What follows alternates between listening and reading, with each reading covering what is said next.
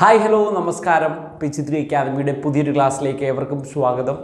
നമ്മളിന്ന് നോക്കാൻ പോകുന്നത് LP-UPയുടെ സിലബസിലുള്ള LP-UP പരീക്ഷയ്ക്ക് തന്നിട്ടുള്ള സിലബസിലുള്ള ജോഗ്രഫിയുടെ ഭാഗത്തു നിന്നുള്ള കുറച്ച് ചോദ്യങ്ങളാണ്. ഒരു മോക്ക് ടെസ്റ്റ് പോലെ നിങ്ങൾ എഴുതുക, എത്ര മാർക്ക് കിട്ടിയിട്ടുണ്ട് എന്ന് എന്ത് ചെയ്യുക, കമൻറ്റ് ചെയ്യുക കേട്ടോ. ഓരോ ക്വസ്റ്റ്യൻസും ആദ്യം വായിക്കും. അപ്പോൾ ഓരോ ക്വസ്റ്റ്യൻസ് കാണുമ്പോഴും നിങ്ങൾ എന്ത് ചെയ്യണം, ആൻസർ കമൻറ്റ് ചെയ്യണം. എന്നിട്ട് നമ്മൾ എന്ത് ചെയ്യും, ആൻസർ കീ എന്ത് ചെയ്യുന്നതാണ്, നോക്കുന്നതാണ്. അപ്പോൾ മോക്ക് ടെസ്റ്റ് എഴുതി നോക്കുക. എന്നാൽ മാത്രമേ നമുക്ക് നെഗറ്റീവ് മാർക്ക് ഇല്ലാതെ നല്ലൊരു മാർക്ക് നമുക്ക് സ്കോർ ചെയ്യാൻ കഴിയുള്ളൂ. നെഗറ്റീവ് മാർക്ക് വരുത്താൻ പാടില്ല. നെഗറ്റീവ് മാർക്ക് ഒരുപാട് വരാൻ സാധ്യതയുണ്ട്. അത് ഒഴിവാക്കണമെങ്കിൽ തീർച്ചയായിട്ടും നമ്മൾ എന്ത് ചെയ്തിരിക്കണം, ഇതുപോലുള്ള മോക്ക് ടെസ്റ്റുകൾ എഴുതിയിരിക്കണം. ഇതൊരു ജസ്റ്റ് ഒരു മോക്ക് ടെസ്റ്റ് മാത്രമാണ്. ഇതിൽ ഒരുപാട് പ്രസ്താവന ചോദ്യങ്ങളൊന്നും ഇൻക്ലൂഡ് ചെയ്തിട്ടില്ല, ഡയറക്റ്റ് ചോദ്യങ്ങളാണ്. നിങ്ങൾ 4 ഓപ്ഷൻ കാണുമ്പോൾ കൺഫ്യൂഷൻ വരാൻ സാധ്യതയുള്ള വളരെ ബേസ് ആയിട്ടുള്ള കാര്യങ്ങൾ. കൂടുതലും ഞാൻ ജോഗ്രഫിയുടെ ഭാഗത്ത് നിന്ന് ഇതിൽ നദികൾ, മണ്ണ് അങ്ങനെയുള്ള 2-3 ടോപ്പിക്കിൽ നിന്നാണ് കൂടുതൽ ചോദ്യം എടുത്തിട്ടുള്ളത്. അപ്പോൾ എന്തായാലും സമയം കളയുന്നില്ല, നേരെ പോവുകയാണ് നമ്മുടെ ആദ്യത്തെ ചോദ്യത്തിലേക്ക്. ആദ്യത്തെ ചോദ്യം, ചുവടെ തന്നിരിക്കുന്ന പ്രസ്താവനകളിൽ ഹിമാലയവുമായി ബന്ധപ്പെട്ട് ശരിയായ പ്രസ്താവനകൾ ഏത്? ചുവടെ തന്നിരിക്കുന്ന പ്രസ്താവനകളിൽ ഹിമാലയവുമായി ബന്ധപ്പെട്ട് ശരിയായ പ്രസ്താവനകളാണ് എഴുതാൻ പറഞ്ഞിട്ടുള്ളത്. ശരിയായ പ്രസ്താവനകളാണ് എഴുതാൻ പറഞ്ഞിട്ടുള്ളത്. പോസിറ്റീവായിട്ടുള്ളൊരു ചോദ്യം. ഹിമാലയത്തിൻ്റെ നട്ടെല്ല് എന്നറിയപ്പെടുന്നത് ഹിമാദ്രിയാണ്. ലസ്സർ ഹിമാലയ എന്നറിയപ്പെടുന്ന പർവ്വതനിര ഹിമാചൽ ആണ്. ശിവന്റെ തിരുമുടി എന്നർത്ഥം വരുന്ന പർവ്വതനിരയാണ് സിവാലിക്. ഔട്ടർ ഹിമാലയം എന്നറിയപ്പെടുന്ന പർവ്വതനിരയാണ് സിവാലിക്. ഇതിൽ 4 പ്രസ്താവനകൾ തന്നു. ഇതിൽ ശരിയായ പ്രസ്താവനകൾ ഏതെന്നാണ് ചോദ്യം. 1ഉം 3ഉം 2ഉം 3ഉം 1ഉം 4ഉം മാത്രം മുകളിൽ പറഞ്ഞവയെല്ലാം എന്നെങ്ങനെയാണ് ഓപ്ഷൻ തന്നിട്ടുള്ളത്. നിങ്ങൾ ഒന്നാമത്തെ ചോദ്യത്തിൽ ഓപ്ഷൻ ഏതാണ് എന്നുള്ളത് കമൻറ്റ് ചെയ്യുക. ചോദ്യം ശ്രദ്ധിക്കണം. ഹിമാലയത്തിൻ്റെ നട്ടെൽ എന്നറിയപ്പെടുന്നത്, ലസർ ഹിമാലയ എന്നറിയപ്പെടുന്ന പർവ്വതനിര ഏത്? ശിവന്റെ തിരുമുടി എന്നർത്ഥം വരുന്ന പർവ്വതനിരയാണ്. ഔട്ടർ ഹിമാലയം എന്നറിയപ്പെടുന്ന പർവ്വതനിരയാണ്. ഇങ്ങനെ 4 എണ്ണം തന്നിട്ടുണ്ട്. ഇതിൽ ഏതൊക്കെ ശരിയാണ്, ഏതൊക്കെ തെറ്റാണ്? തെറ്റ് മനസ്സിലാക്കി കഴിഞ്ഞാൽ നമുക്ക് പെട്ടെന്ന് കിട്ടുമല്ലോ. ഇതിൽ ഏതൊക്കെയാണ് ശരി എന്ന് ചോദിക്കുക. ഓപ്ഷൻ നോക്കണം. മുകളിൽ പറഞ്ഞവയെല്ലാം 1, 4, 2, 3, 1, 3. അപ്പോൾ ഇതിലേതാണ് എന്ന് കമൻറ്റ് ചെയ്യുക. ഒന്ന് പോസ് ചെയ്യുക, കമൻറ്റ് ചെയ്യുക. അടുത്ത ചോദ്യത്തിലേക്ക് പോവാം. യെസ്, അടുത്ത ചോദ്യം, രണ്ടാമത്തെ ചോദ്യം. ഇന്ത്യയുടെ ധാതു കലവറ എന്നറിയപ്പെടുന്ന പീഠഭൂമി ഏത്? നല്ല ചോദ്യമാണ്. ഡക്കാൻ പീഠഭൂമി, ഛോട്ടാ നാഗ്പൂർ പീഠഭൂമി, മാൾവ പീഠഭൂമി, ഇതൊന്നുമല്ല. ഡയറക്റ്റ് ചോദ്യമാണ് ഇനിയുള്ളതെല്ലാം. ഇപ്പോൾ പെട്ടെന്ന് നമ്മൾ പോവും. നിങ്ങൾ എന്ത് ചെയ്യണം, പോസ് ചെയ്യുക, കമൻറ്റ് ചെയ്യുക കേട്ടോ. ഇന്ത്യയുടെ ധാതു കലവറ എന്നറിയപ്പെടുന്ന പീഠഭൂമി ഏത് എന്നാണ് ചോദ്യം. കിട്ടിയല്ലേ? യെസ്. മൂന്നാമത്തെ ചോദ്യം, കണ്ടൽ വനങ്ങളുടെ വളർച്ചയ്ക്ക് അനുയോജ്യമായ മണ്ണേത്? നമുക്ക് മണ്ണിനങ്ങൾ പഠിക്കാനുണ്ട്. കണ്ടൽ വനങ്ങളുടെ വളർച്ചയ്ക്ക് അനുയോജ്യമായ മണ്ണേത്? പർവ്വത മണ്ണ്, എക്കൽ മണ്ണ്, പീറ്റ് മണ്ണ്, ചെമ്മണ്ണ് എന്നെങ്ങനെയാണ് 4 ഓപ്ഷൻ. 4ാമത്തെ ചോദ്യത്തിലേക്ക് പോവാം. മലബാർ തീരം സ്ഥിതി ചെയ്യുന്നത് ഏത് സമതലത്തിലാണ്? മലബാർ തീരം സ്ഥിതി ചെയ്യുന്നത് ഏത് സമതലത്തിലാണ്? നല്ല ചോദ്യമാണ്. നമുക്ക് ഗതാഗതം പഠിക്കാനുണ്ട്, സമുദ്ര ഗതാഗതം പഠിക്കാനുണ്ട്. ആ സമയത്ത് നമ്മൾ തുറമുഖങ്ങൾ പഠിക്കുന്ന സമയത്ത് നമ്മൾ പഠിക്കും. അപ്പോൾ നോക്കണം, മലബാർ തീരം സ്ഥിതി ചെയ്യുന്നത് ഏത് സമതലത്തിലാണ്? പശ്ചിമ തീര സമതലത്തിൻ്റെ തെക്ക് ഭാഗത്ത്, പശ്ചിമ തീര സമതലത്തിൻ്റെ വടക്ക് ഭാഗത്ത്, പൂർവ്വ തീര സമതലത്തിൻ്റെ തെക്ക് ഭാഗത്ത്, ഇതൊന്നുമല്ല. ഉത്തരങ്ങൾ കിട്ടും, ചിലത് തെറ്റിക്കഴിഞ്ഞാൽ ആ ഭാഗം നിങ്ങൾ നിർബന്ധമായിട്ട് നോക്കിയിരിക്കണം കേട്ടോ. യെസ്, നമുക്ക് ഇതേ ചോദ്യം നമ്മുടെ പരീക്ഷയ്ക്ക് ഒരിക്കലും ആവർത്തിക്കണമെന്നില്ല, പക്ഷേ ഇതുമായി റിലേറ്റ് ചെയ്ത ചോദ്യങ്ങൾ വരും. അപ്പോൾ ഇത് നമുക്ക് ഒരു സഹായി ആയിരിക്കും. യെസ്, 4ാമത്തെ ചോദ്യം കമൻറ്റ് ചെയ്യുക, തീർച്ചയായിട്ടും കമൻറ്റ് ചെയ്യണം. 5ാമത്തെ ചോദ്യം, വാരണാസി ഏത് നദിയുടെ തീരത്ത് സ്ഥിതി ചെയ്യുന്നു? നദികൾ നമുക്ക് പഠിക്കാനുണ്ട്. നദികളും നദീതീര പട്ടണങ്ങളും തീർച്ചയായിട്ടും നമ്മുടെ പരീക്ഷയ്ക്ക് സാധാരണഗതിയിൽ ചോദിക്കുന്ന ഒരു ഭാഗമാണ്.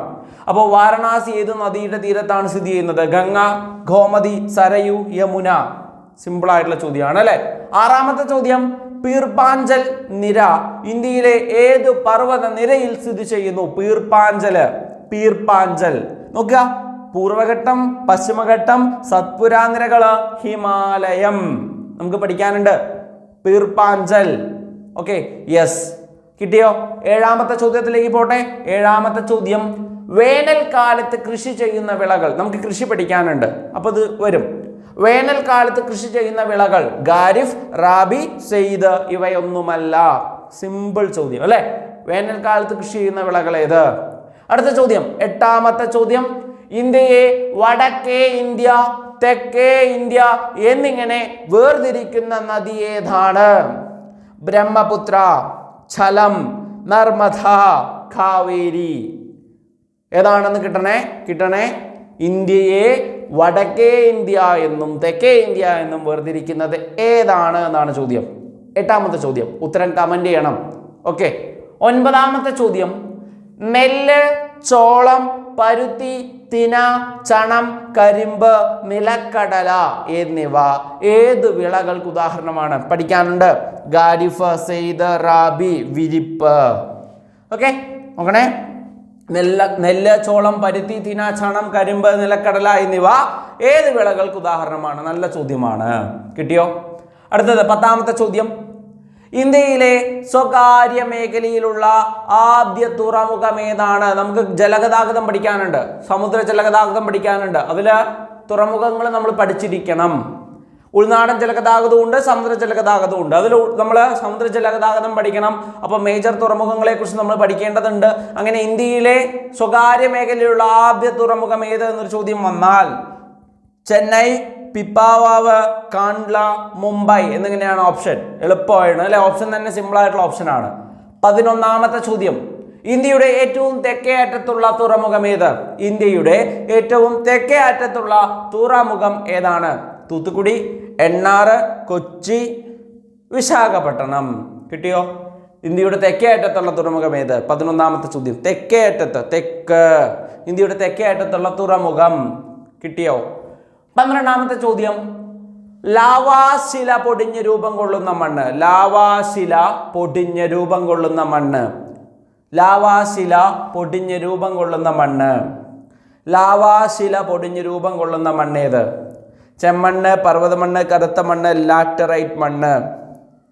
ഓക്കെ, ലാറ്ററൈറ്റ് മണ്ണ്. അങ്ങനെ 4 ഓപ്ഷൻ ഉണ്ട്. 13ാമത്തെ ചോദ്യം, താഴെ പറയുന്നവയിൽ ഏതു നദിയാണ് ഇന്ത്യയിൽ കൂടി കുറച്ചു ഭാഗം മാത്രം ഒഴുകുന്നത്? താഴെ പറയുന്നവയിൽ ഏത് നദിയാണ് ഇന്ത്യയിൽ കൂടി കുറച്ചു ഭാഗം മാത്രം ഒഴുകുന്നത്? നല്ല ചോദ്യമാണ്. ഓക്കെ അല്ലേ? 14 അതിന് ഓപ്ഷൻ വായിച്ചില്ല. സിന്ധു, ഗംഗ, ബ്രഹ്മപുത്ര, മഹാനദി. 14ാമത്തെ ചോദ്യം, ഇന്ത്യയിലെ ഏറ്റവും വലിയ വേലിയേറ്റ തുറമുഖം ഏതാണ്? ഇന്ത്യയിലെ ഏറ്റവും വലിയ വേലിയേറ്റ തുറമുഖം ഏതാണ്? വിശാഖപട്ടണം, തൂത്തുക്കുടി, കാണ്ട്ല ഇതൊന്നുമല്ല. ഏറ്റവും വലിയ വേലിയേറ്റ തുറമുഖം ഏത്? 15ാമത്തെ ചോദ്യം, ഗാദർ, ഭംഗർ എന്നിവ ഏതു തരം മണ്ണുമായി ബന്ധപ്പെട്ടിരിക്കുന്നു? കരിമണ്ണ്, എക്കൽ മണ്ണ്, ചെമ്മണ്ണ്, ചെങ്കൽ മണ്ണ്. കിട്ടിയോ? ഗാദറും ഭംഗറും. അടുത്തത് 16ാമത്തെ ചോദ്യം, സിന്ധു നദീതടം മുതൽ സത്ലജ് നദി വരെയുള്ള ഹിമാലയ മേഖല. ഹിമാലയത്തെ നദീതടത്തിന്റെ അടിസ്ഥാനത്തിൽ സർ സിഡ്നി ബെർണാൾഡ് എന്ത് ചെയ്തിട്ടുണ്ട്? തരംതിരിച്ചിട്ടുണ്ട് അല്ലെ? അങ്ങനെ തരംതിരിച്ചിട്ടുണ്ട്. അതില് സിന്ധു നദീതടം മുതൽ സത്ലജ് വരെയുള്ള ഹിമാലയ മേഖല അറിയപ്പെടുന്നത് നേപ്പാൾ ഹിമാലയം, അസാം ഹിമാലയം, പഞ്ചാബ് ഹിമാലയം, ഒന്നുകൂടി ഉണ്ട് കൊമയോൺ ഹിമാലയം. അതിന് പകരം ഇവയൊന്നുമല്ല എന്നാണ് ഓപ്ഷൻ. ഏതാണ് ഓപ്ഷൻ? ചോദിക്കുക. നല്ല ചോദ്യമാണ്, സാധ്യതയുണ്ട്. ഇതൊരു പരീക്ഷയ്ക്ക് ചോദിച്ചിട്ടുണ്ട്. ഒരു UP പരീക്ഷയ്ക്ക്, കഴിഞ്ഞ ഒരു പരീക്ഷയുടെ മുമ്പത്തെ പരീക്ഷയിൽ ചോദിച്ചൊരു ചോദ്യമാണ്. 17ാമത്തെ ചോദ്യം, അരുണാചൽ പ്രദേശിൽ ബ്രഹ്മപുത്രയുടെ പേര്. അരുണാചൽ പ്രദേശിൽ ബ്രഹ്മപുത്രയുടെ പേര് സാങ്പോ, ജമുന, പത്മ, ദിഹാങ്. നല്ല ചോദ്യം. സാങ്പോ, ജമുന, പത്മ, ദിഹാങ് തെറ്റാൻ സാധ്യതയുണ്ട്. അരുണാചൽ പ്രദേശിലാണ്. ബ്രഹ്മപുത്രയുടെ പേരെന്ത്? 17ാമത്തെ ചോദ്യം. 18ാമത്തെ ചോദ്യം, ഭാരത സർക്കാർ ഗംഗയെ ദേശീയ നദിയായി പ്രഖ്യാപിച്ച വർഷമേത്? 2008 ആണ് എല്ലാ ഓപ്ഷനിലും. എല്ലാം നവംബർ ആണ്. 1, 2, 4, 8. 2008 നവംബർ 1, 2008 നവംബർ 2, 2008 നവംബർ 4, 2008 നവംബർ 8. ഏതാണ് നമ്മുടെ ഇന്ത്യ ഗവൺമെന്റ് ഗംഗയെ ദേശീയ നദിയായി പ്രഖ്യാപിച്ച വർഷം ഏത്? 19ാമത്തെ ചോദ്യം, ഇന്ത്യയിലെ ആദ്യത്തെ ആറ്റോമിക് പവർ സ്റ്റേഷൻ ഏത്? ഇന്ത്യയിലെ ആദ്യത്തെ atomic power station Kaiga, Kakrapar, Tarapur, Narora. കിട്ടിയോ? നമ്മുടെ സ്വാതന്ത്ര്യാനന്തര ഇന്ത്യയിലെ ആണവ നിലയങ്ങളും അല്ലെങ്കിൽ ശാസ്ത്ര പുരോഗതി, വിദ്യാഭ്യാസ പുരോഗതി, അവിടെ അങ്ങനെ ഒരു ടോപ്പിക് ഉണ്ട്, അവിടെ നിന്ന് വരും ഇത് അല്ലേ? യെസ്, ഇന്ത്യയിലെ ആദ്യത്തെ ആറ്റോമിക് പവർ സ്റ്റേഷൻ ഏത്? 20ാമത്തെ ചോദ്യം, കോസി ജലവൈദ്യുത പദ്ധതി ഏത് സംസ്ഥാനത്താണ്? കോസി ജലവൈദ്യുത പദ്ധതി ഏത് സംസ്ഥാനത്താണ്? ഒറീസ, ബീഹാർ, ബംഗാൾ, മധ്യപ്രദേശ് എന്നിങ്ങനെയാണ് ഓപ്ഷൻസ്. കോസി ജലവൈദ്യുത പദ്ധതി. അപ്പോൾ ഏതിലാണ് വരിക എന്നുള്ളതാണ് ചോദ്യം. അപ്പോൾ നമ്മളിനി ആൻസേഴ്സ് നോക്കുകയാണ്. അതിനു മുമ്പ് നിങ്ങൾ തീർച്ചയായിട്ടും കമൻറ്റ് ചെയ്തിരിക്കണം കേട്ടോ. അപ്പോൾ ആൻസേഴ്സ് നോക്കാം. ആദ്യത്തെ ചോദ്യം ഒന്ന് വായിക്കാം. ചുവടെ തന്നിരിക്കുന്ന പ്രസ്താവനകളിൽ ഹിമാലയവുമായി ബന്ധപ്പെട്ട് ശരിയായ പ്രസ്താവനകൾ ഏത് എന്നാണ് ചോദ്യം.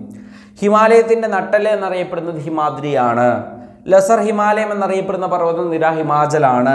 ശിവന്റെ തിരുമുടി എന്നർത്ഥം വരുന്നത് സിവാലിക്കാണ്.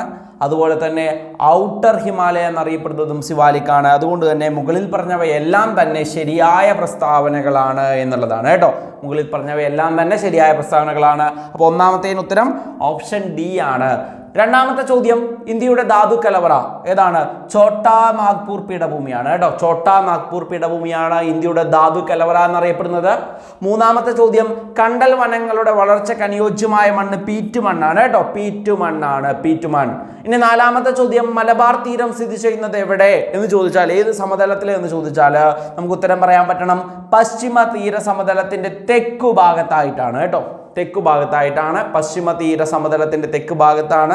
പശ്ചിമ തീരമുണ്ട്, പൂർവ്വതീരമുണ്ട്. അതിൽ പശ്ചിമ തീരത്തിന്റെ തെക്കു ഭാഗത്തായിട്ടാണ്. ഇവിടെ ഓപ്ഷൻ തെറ്റാനൊക്കെ സാധ്യതയുണ്ട്. പിന്നെ മലയാളത്തിൽ ഒന്ന് പഠിച്ചു വെക്കുന്നതാണ് എന്തുകൊണ്ടും നല്ലത്.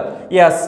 അടുത്തത് അഞ്ചാമത്തെ ചോദ്യം, വാരണാസി ഗംഗാ നദീതീരത്താണ് കേട്ടോ. വാരണാസി ഏത് നദീതീരത്താണ്? ഗംഗാ നദീതീരത്താണ്.